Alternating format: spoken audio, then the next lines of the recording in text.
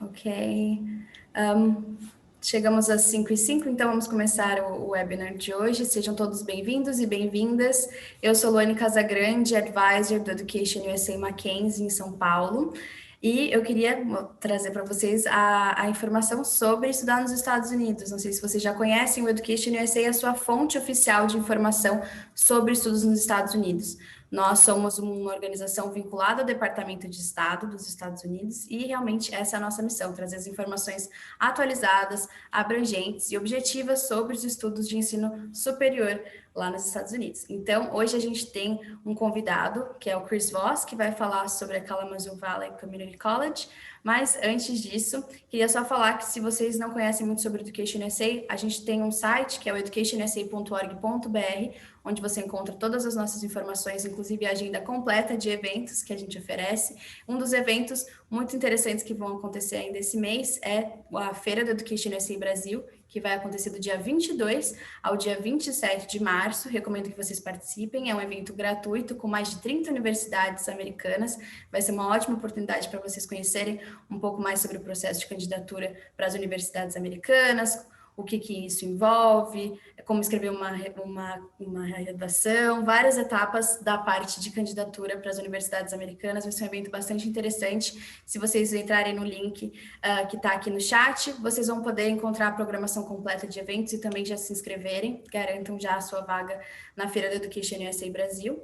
E também acompanhem toda a programação que a gente tem nas nossas redes sociais, no Education USA BR, no Instagram e também no Facebook, Education USA Brasil, e também do Education USA São Paulo, né? Então, Education USA SP no Instagram e Education USA São Paulo no Facebook. Se tiverem alguma dúvida, seja hoje ou em outros momentos, vocês podem sempre entrar em contato com a gente. E aqui, para a palestra de hoje, o evento vai ser em inglês, mas vocês podem ficar à vontade para enviar as perguntas em português, caso não se sintam à vontade para escrevê-las em inglês, que eu faço a tradução e pergunto e posso até traduzir a resposta também. So with no further ado, I will pass the word to Chris, who will talk to us about Kalamazoo Valley Community College. Thank you so much for being with us today, Chris. Thank you for having me, Luani. It's my pleasure. It's nice to have so many people. I'm very popular. We should do this more, Luani. We'll definitely do. Yeah. So let's see if I can get my screen to share. It worked in the test. Is that good? Yes, perfect. Okay, awesome. So like Luani said, my name is Chris Voss. I manage the International Student Service Office at Kalamazoo Valley Community College in Kalamazoo, Michigan. It's a real pleasure to be here today. I love to do this kind of thing, and I appreciate all of you that are joining me. Certainly, I will talk to you about the school that I work for and am happy to help students with, but bigger than that, we'll talk about what role community college plays in the United States. I think it's a really important one, and sometimes it's not one that students know a lot about. So that's what we're here to talk about today. Community college is very affordable. There are some other advantages that we'll discuss, but we'll go ahead and get right into it here. So this is me. And if there's one of the most important pieces of information I'd like you to walk away from is just jot down that email address, cvoss@kvcc.edu. If any of you walk away today with any questions about education in the United States, about Kalamazoo Valley, about anything else that you think I can help you with, just reach out to me. You can email me and say hi. I love to hear from people, and I am happy to help if there's anything I can do for you. I've been with Kalamazoo Valley Community College for about 2.5 years. I was with a couple of other schools previous to that. I've worked in the field for about 15 years altogether. Love what I do. Love the chance to talk to students. So this is a quick graphic here of what we call the educational ladder in the United States. So students in the US go through their secondary school education, and then they have a couple of choices on how to further their education. They can go to a 4-year college or university and pursue a bachelor's degree, or they have an option to go to a community college in the US, and that would be a degree, either an associate degree program, which is 2 years, or the first 2 years of a bachelor's degree. So students can come to us for 2 years, then go to a college or university, transfer those credits. We'll talk about that in a little bit more detail as we go. And then they're actually about halfway done with their bachelor's degree. And so what's important to take away from that is that community college in the United States is not an alternative to earning a bachelor's degree. It's actually a way to earn a bachelor's degree. It can be part of a student's plan. And there are a couple of reasons that we'll talk about why students might do that and spend those first 2 years, but it doesn't take any longer to earn a bachelor's, to earn an associate's degree and then a bachelor's degree. It doesn't take any longer than it does to just earn a bachelor's degree. So students can go through the community college route and actually walk away with 2 credentials by the time they finish their 4-year education. Another important note, if you are familiar with the concept of optional practical training, OPT, which is permission to remain in the US after graduation to work in the field in which you studied, students actually get 1 year of OPT if they complete an associate's degree. And then when they finish their bachelor's degree, they actually get another year of OPT after that. So that's another advantage of doing an associate degree on the way. If students do a bachelor's degree, they receive OPT at the end of that program, but not at that halfway point. After that bachelor's degree, we're talking about graduate education, master's and doctoral degrees. We don't do that at community college. We are focused on those first couple of years of the post-secondary education. Sorry about that.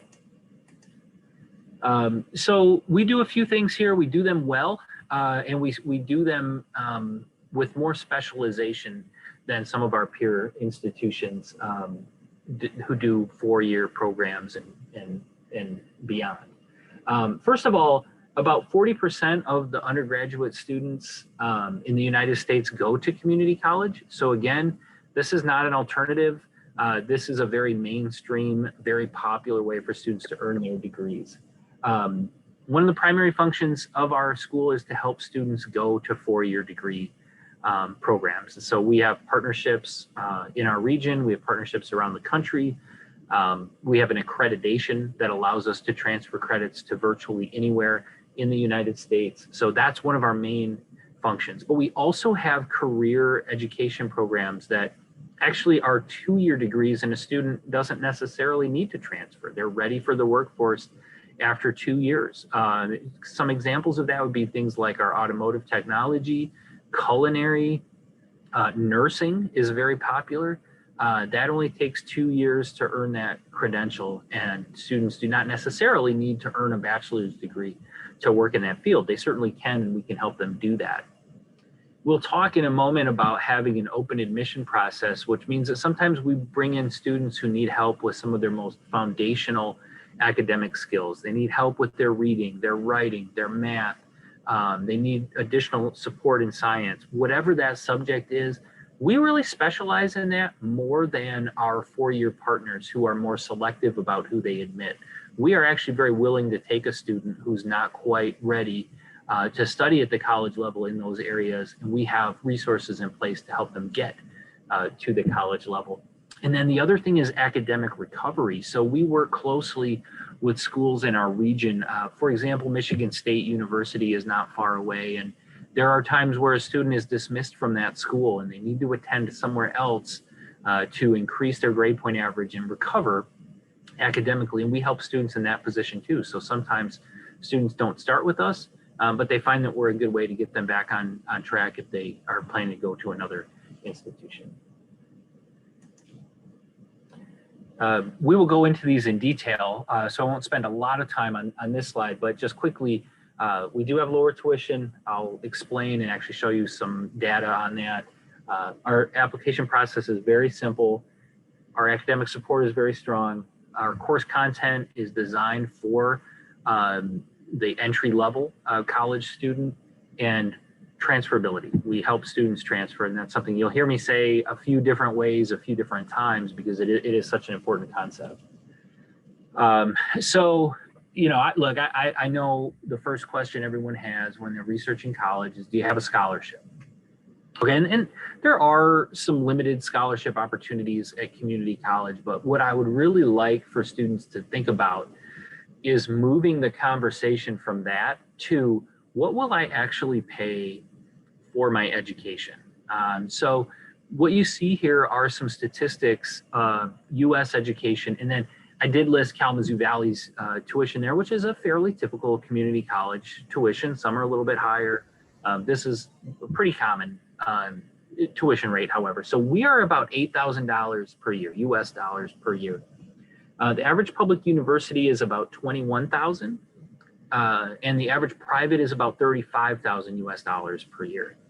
So right away, okay, you see that, you say, okay, well, community college is less expensive, but it's important to understand that there are scholarships out there for these other types of schools. But again, look at what you would actually pay after those scholarships are applied. We happen to have schools in the area who are right at that $21,000 tuition per year mark. They have a $5,000 international scholarship. That's a good scholarship, everybody. That would be a very good scholarship to get. But let's do some quick math. If a student went to that school on a $5,000 scholarship, they're still paying twice as much as they would if they went to community college without a scholarship.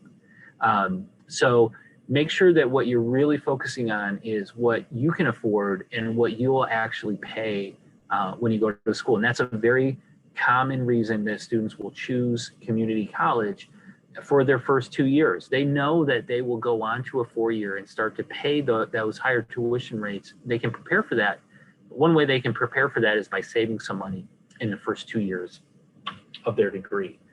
The admission process is very simple. So we have to collect some very basic information, including English proficiency, of course, proof of funding and things like that for the immigration paperwork, but we don't require ACT or SAT scores. We don't need essays. We don't need letters of recommendation. We are an open admission school. So there's no minimum grade point average that a student has to have. They do not have to have been a high achieving student out of their secondary school in order to be admitted. We're open admission and we keep it very simple. We're also very quick. So my office can turn around an admission and an I-20 in about 2 days if we get all the information we need from the student. So we keep it simple. It's a pretty quick process. It's a painless process for our students. I mentioned earlier our academic support. Again, we admit students who may not have strong academics, and so we are prepared to help them get to the point where they do have strong academics. And we have tutoring available, very common in community colleges. Community colleges have counselors and advisors who work with students and typically have smaller class sizes so that the transition from secondary school to college is a little bit more comfortable for students because they often see classes that are about the same size as what they're already used to from secondary school. Excuse me. By the way, this young lady, Isabella, is from Brazil, and she just graduated last year. She's transferred on to a 4-year university here in the state of Michigan. But a quick note here about the course content and materials. So as some of you have probably learned as you research especially 4-year universities with graduate programs, is they're often very research heavy. And research is great. Research is very important. It's also important, though, to understand that you may not participate in that research until your higher level classes or maybe your last year of an undergraduate program. So what we do is rather than focus on that side of the academic world, we focus on the classroom experience. So our classroom experience is designed for students to have labs on campus, hands-on experience, if that's the case for the class. But we're really designed to help students. And again, those first 2 years of those sort of lower level English, college classes that they would be taking, which again, they can take with them to a 4-year college or university and apply that towards their studies. And as I mentioned earlier, transferability. So schools in the United States often work together in things like articulation agreements, which is basically when two schools go through all of their classes and decide which classes are the equivalent of other classes. Okay, so we have done this with several schools. We actually have transfer agreements with about 70 schools in the United States that allow for a 2+2 type of model, which is where a student spends two years with us, 2 years at that school, and receives their bachelor's degree. And again, the same amount of time as if they had started at that 4-year school right away. So you'll hear that talked about often as a 2+2 model. We are also accredited through what's called the Higher Learning Commission. And what that means is that our credits are approved to transfer to any other accredited institution in the United States. So yes, we have articulation agreements that can help students predict that their credits will transfer to schools in our region. And we have about 70 of those in place. But beyond that, we can help students get to anywhere that they plan to attend because we're accredited to have our credits accepted there.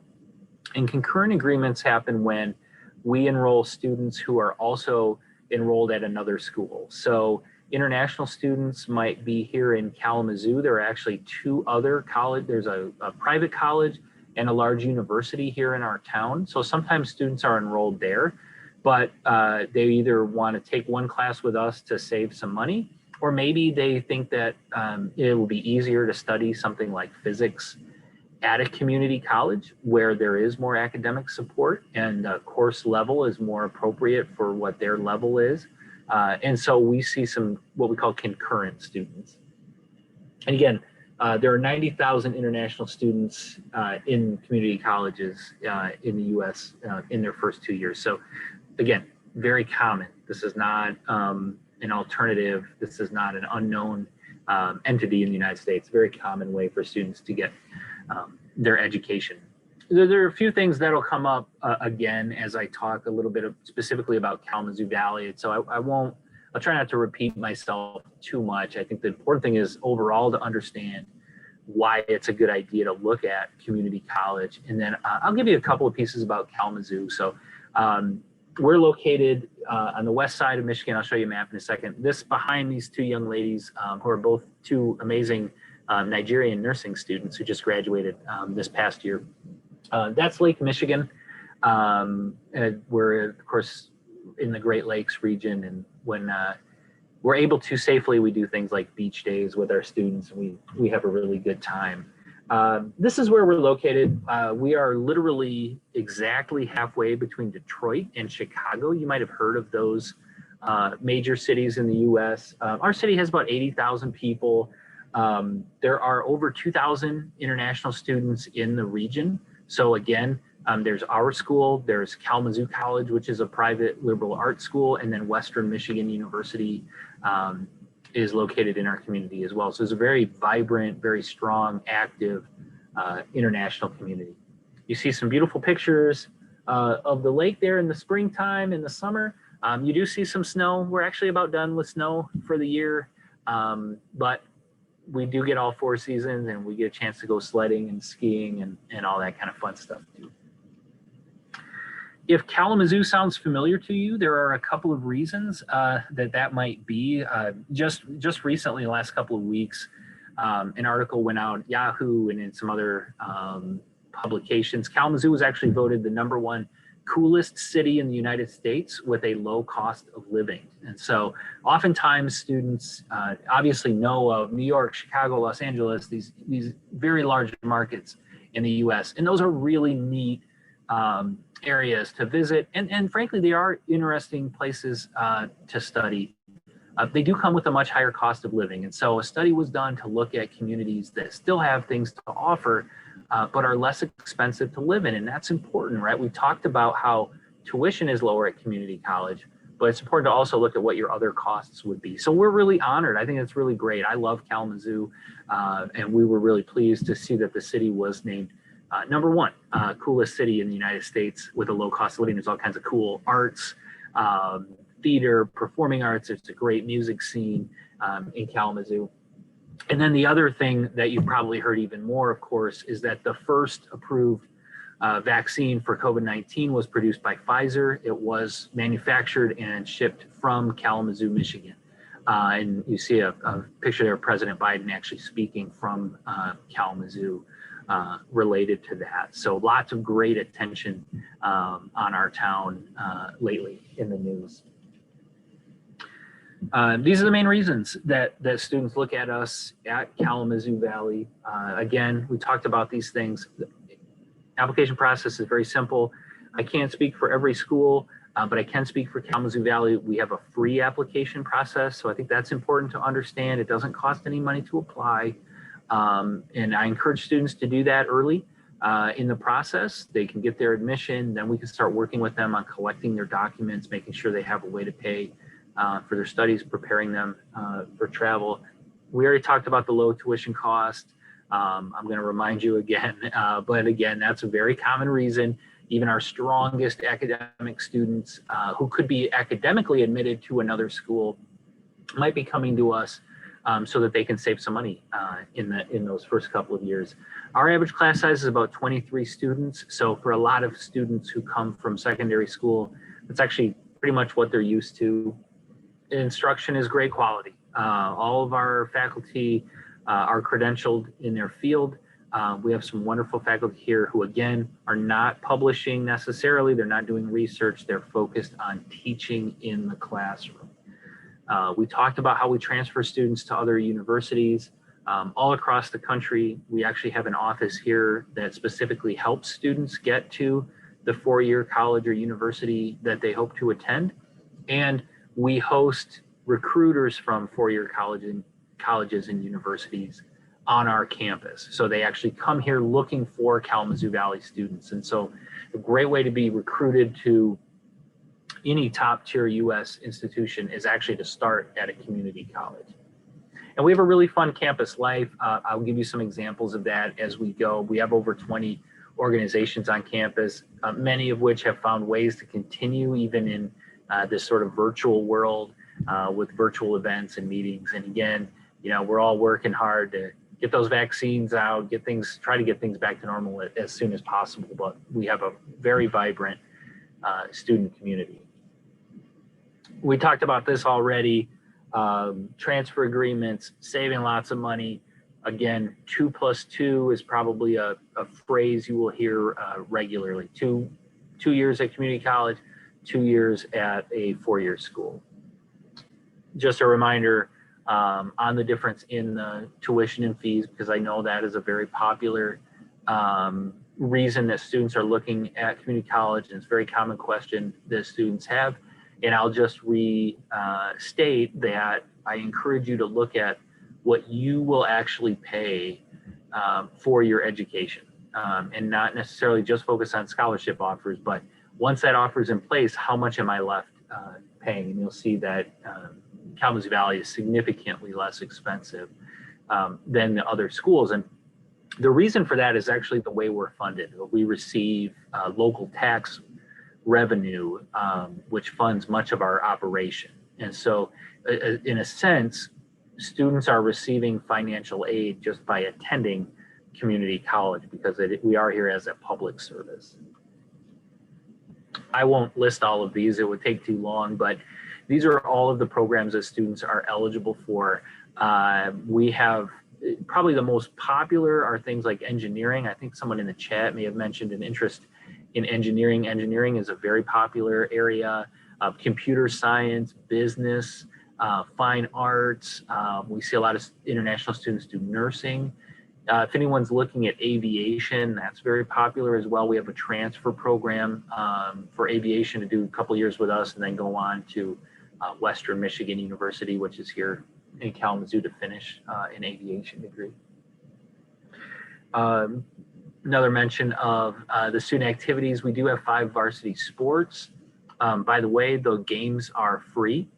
So when those are happening as normal, we really encourage students to get out there and cheer on their fellow Cougars and enjoy some of those sports. And you know, of course, we do have international students who play those sports as well. This is another list that I won't read to you in its entirety, but You'll see things like Office for Student Access. That's a really important part of community college. That's the office that helps students who may have a disability of some kind or otherwise have a special need that we can accommodate in the classroom or on our campus, and that's an office that serves those students. You'll see things like Student Life Resources. I work very closely with that office. That's an office here on campus that helps students if they need help finding housing, if they have food insecurity, if they need help navigating local transportation, public transportation. Those are the kind of things that students can go to our Student Resources office for assistance with. And then again, a transfer resource. So we have an area of campus here designed to help students transfer to other schools. And I really encourage students, when you start at community college, talk to your advisors, talk to if they have a transfer office right away about where you plan to go. Don't be shy about that. I'm not hurt if you tell me that you're going to Kalamazoo Valley so that you can get to the University of Michigan. That's fine. That's my job. We're happy to do that. That's what we're here to do. And if students talk to us early on, we can be as much help as possible in that process. So again, no application fee. Proof of funding is necessary, as it is with any school, in order to issue an I-20, which is what you would need to take to a visa interview when embassies resume that process. We do require proof of English proficiency. We accept Duolingo, we accept TOEFL and IELTS, copy of the current passport. So pretty simple. I don't need transcripts. I don't need an essay. I don't need a letter of recommendation. I don't need any of that kind of stuff. There are a couple of really good ways to get in touch with us. So please note on there, the department email address is international@kvcc.edu. And you can email us if you'd like to participate in either of these. So the first one, and these times are Eastern. So the first one is an open office hour on Thursday mornings from 9 a.m. to 10 a.m.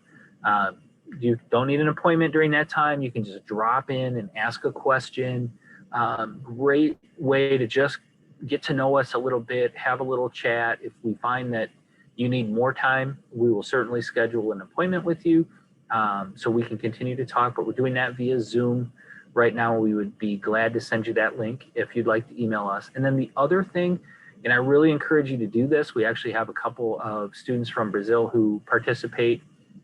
It's called the Global Student Union, and that's an international student organization that we normally would meet on campus, but because we're going virtual during the pandemic, we're also inviting students from anywhere in the world to join us. And that's at 4 p.m. on Thursday. So that's actually going to start in about 30 minutes. And if you'd like to join us, it's every Thursday. Again, feel free to send an email and we'll give you that link.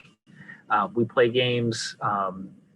We have a good time. It's very casual. It's not for business. It's for fun. So what you see here, you might be wondering, is actually our Halloween party. So we had students, many celebrating their first Halloween, of course, in the United States. And so you see some costumes there. I'm on the top dressed as the Karate Kid. If you know who that is, you earn extra points with me, but a really good time. We just have a great time with our students doing these kinds of things. The last thing quickly is just some contact information for my office. So there is a telephone number and a WhatsApp number on there if you would like to call. My personal suggestion is use that departmental email address, international@kvcc.edu.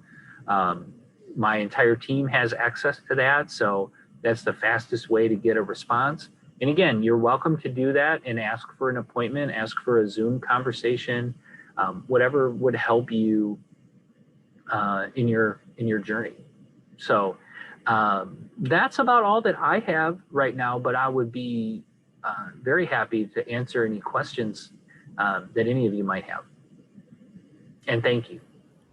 Thank you very much, Chris. That was a great presentation. We've had some questions over your talk, and I was answering them Okay. over the chat, but I think it's also good if we can reinforce that. Sure. We had some questions about the 2+2 and how that works. So the student would go to the community college. How would that work after that? Just reinforcing it. That's a great question. So the student would enroll in community college for 2 years.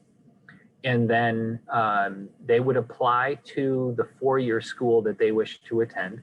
So that's a really good point, Luani, is, in the US, we work very closely with our 4-year schools, but they are separate institutions. So they will have their own admission process. The nice thing is we help you do that. So we help you prepare that application. I just wrote a letter of recommendation for one of our students. So we work very closely with those schools, but they are a separate institution. So we help kind of bridge that for the students. So they would do 2 years with us, apply to that other school at least by the last semester that they're here, if not before that. And so then be admitted to that school.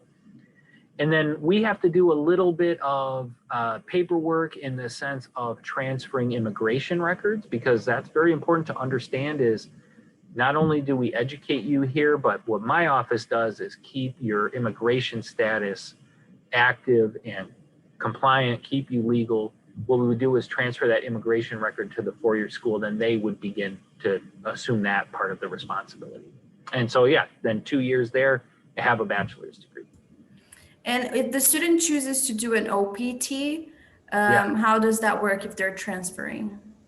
That's a good question. So, similar to before, student does 2 years here. That's important to understand, if they earn their degree, they earn a credential, their associate degree, then they can actually apply for OPT. If they're approved for that, they find a job, they stay in the United States and work for 1 year after they graduate from us. Then after that year, they can start at a 4-year school. They can transfer their credits from here. We send a transcript. And again, we would transfer the immigration record.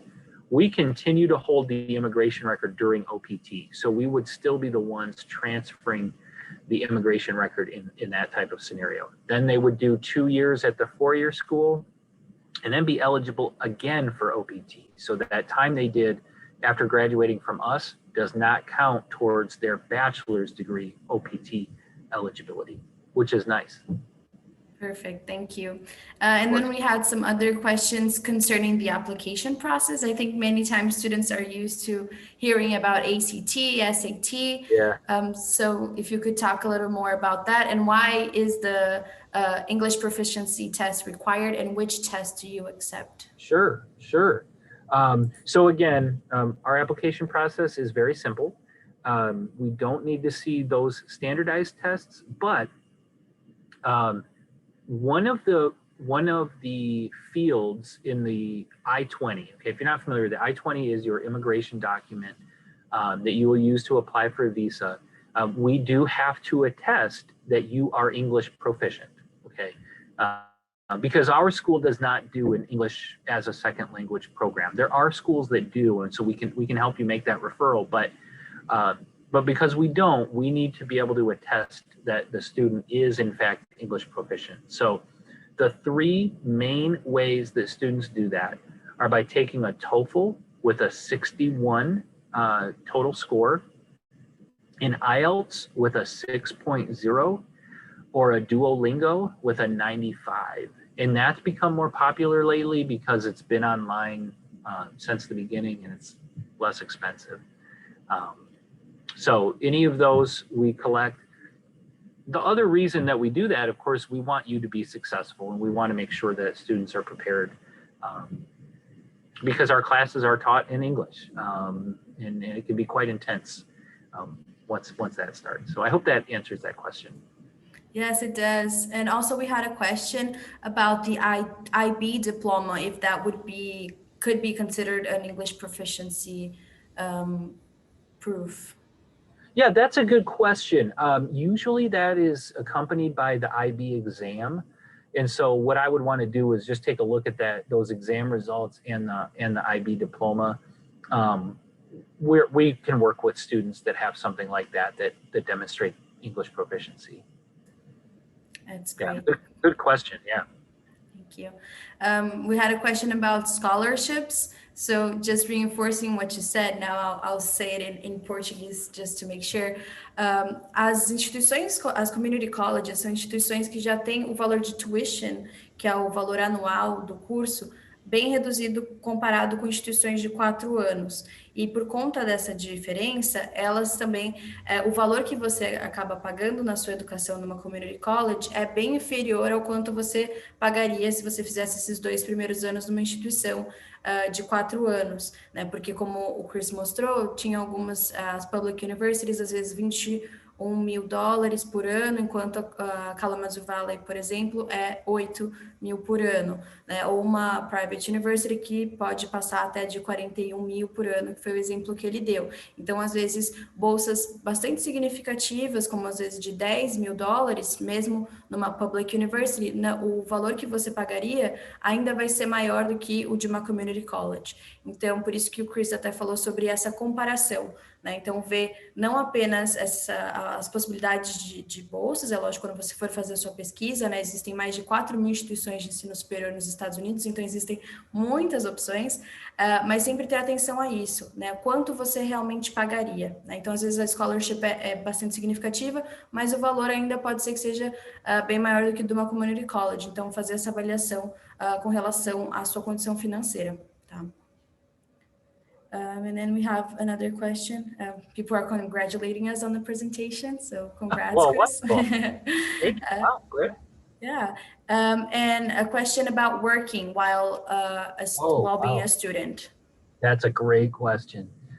So yes, international students on F1 visas are allowed to work as soon as their program starts on campus. So we have, and again, there aren't as many areas open right now. Our fitness center, gymnasium is not open, for example.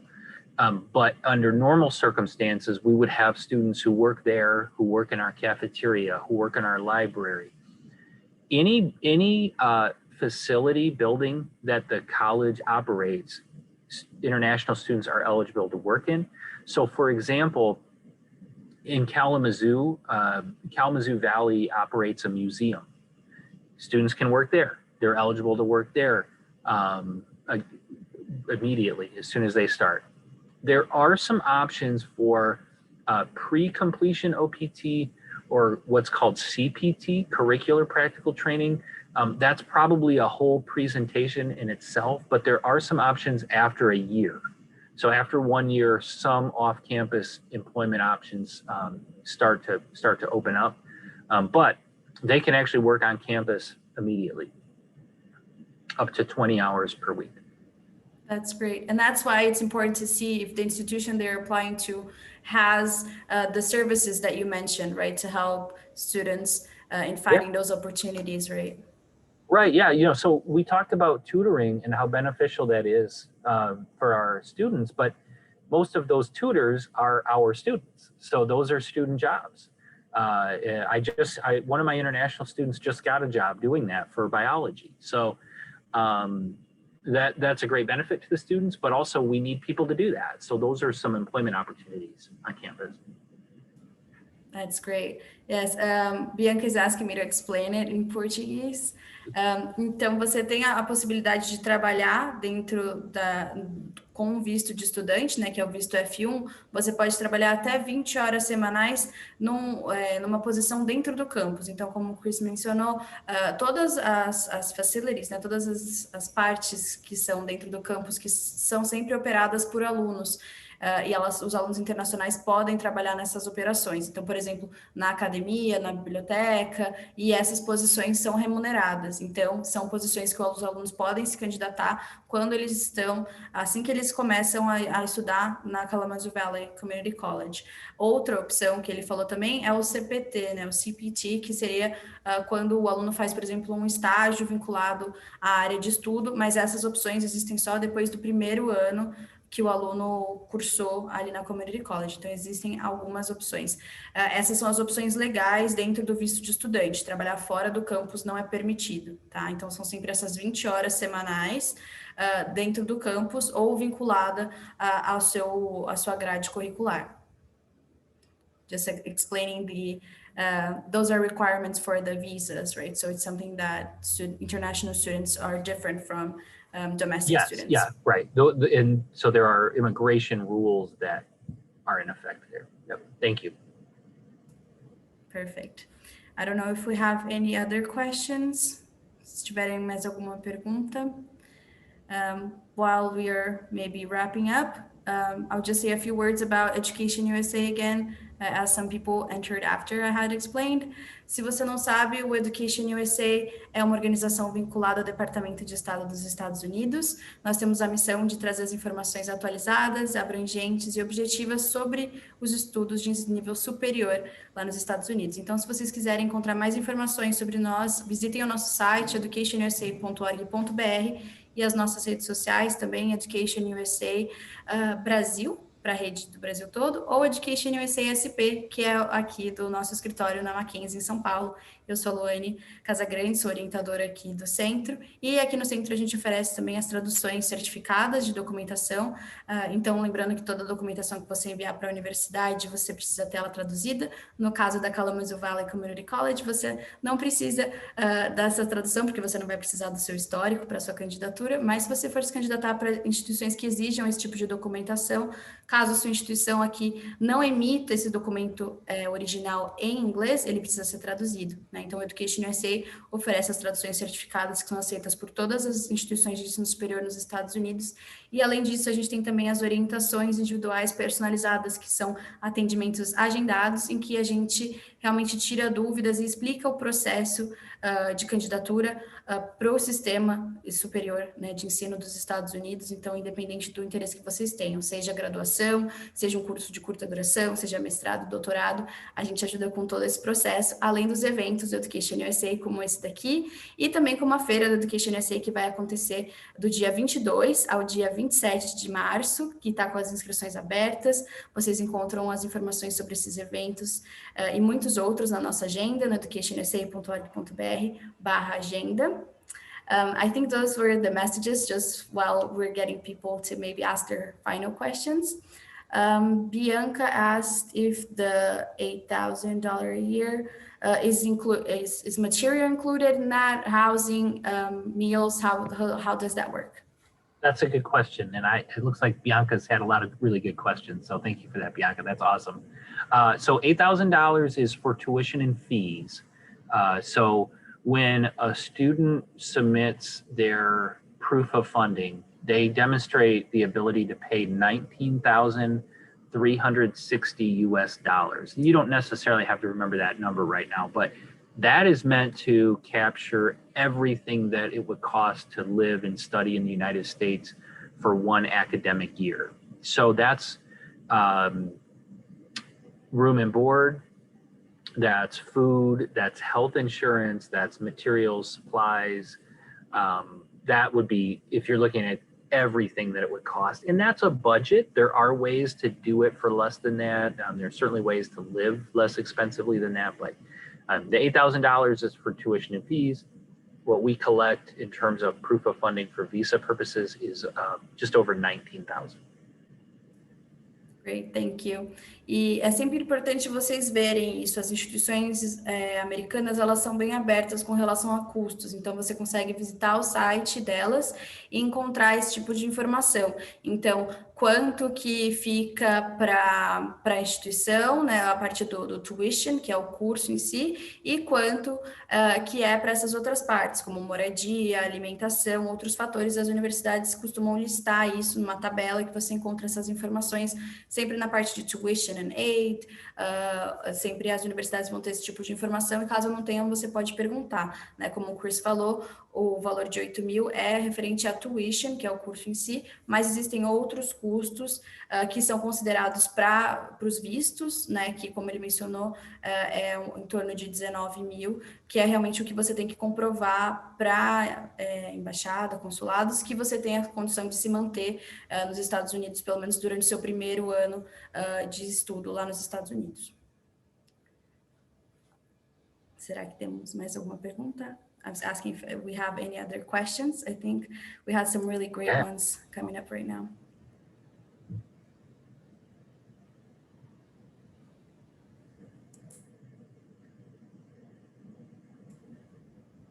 So I see I have a message from Luciana. I'll get in touch with you. If anybody has any other questions, we are close to the end of this presentation. But you also have our contact information, right? I don't know if you want to share that slide again, Chris, just to make sure if anybody missed it. Why don't I throw it in the chat? That's perfect. If anyone needs to copy and paste it.